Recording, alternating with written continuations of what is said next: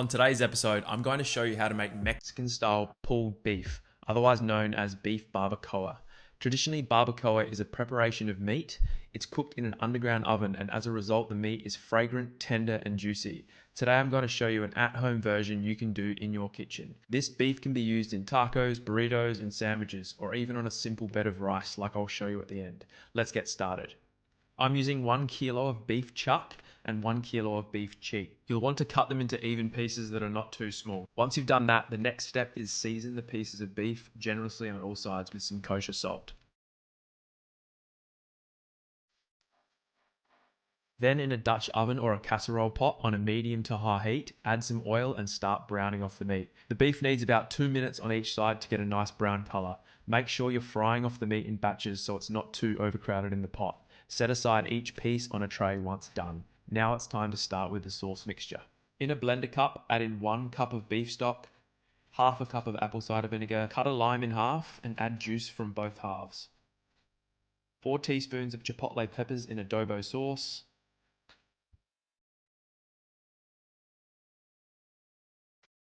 1 teaspoon of oregano, 4 teaspoons of cumin, and 3 garlic cloves. Put the lid back on and blend for 30 seconds. Now we want to make a cartouche, which is just baking paper in the shape of your pot. This will go on top of the sauce and meat to help it cook evenly. Fold baking paper in half and in half again, then fold from the bottom to top, cutting each end off, and you should end up with a round circle and a hole in the middle, looking like this.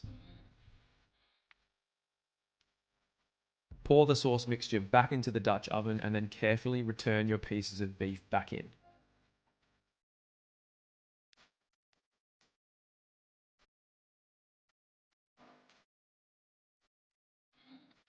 Add in 1 cinnamon stick and 4 bay leaves.